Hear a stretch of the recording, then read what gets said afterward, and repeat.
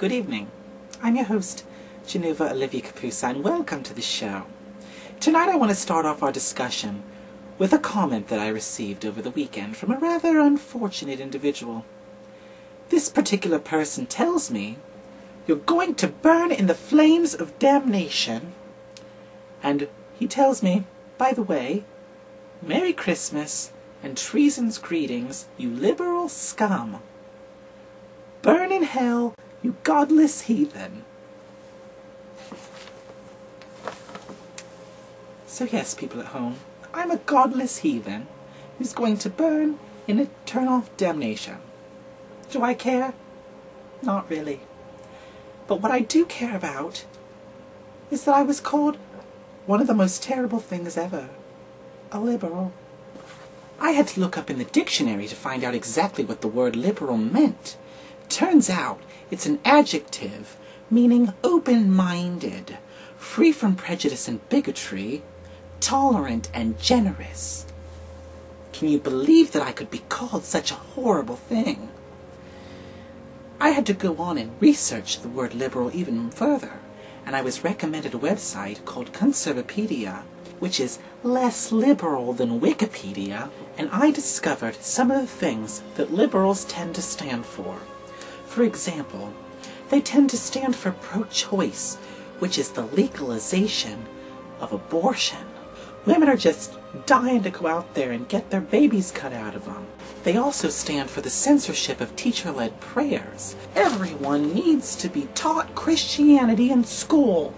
They also stand for universal health care, which is horrible because everybody should have to pay lots and lots and lots of money to stay healthy. They also tend to stand for wanting better public education. I stand for keeping America stupid.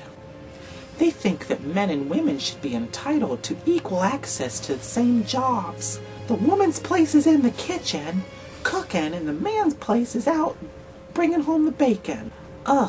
They tend to stand for same-sex marriage and equality. My Bible says that marriage is between a man and a woman.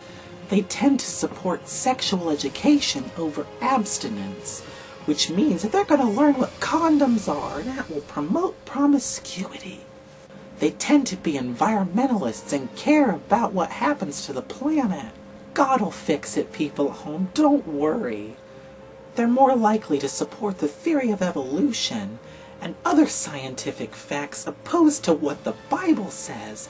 Now, we all know that the Bible is 100% true in every way, shape, and form. They also oppose the unconstitutional wiretapping. The government should be allowed to take away all of our constitutional rights. We don't need them. Of course, people at home, I'm only kidding.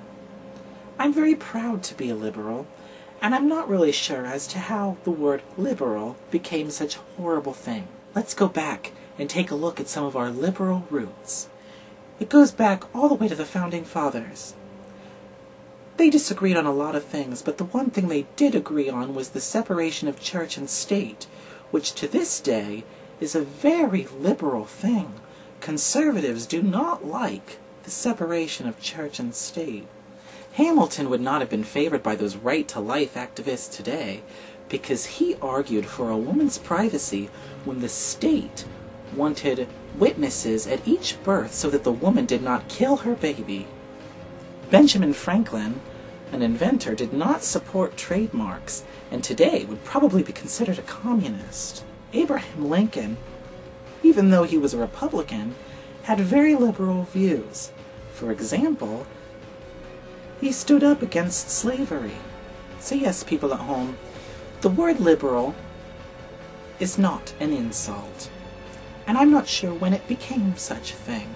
If you're one of those people that considers the word liberal an insult, then I'm sorry, but there truly is no liberty and justice for all. This has been Janoova. Good night.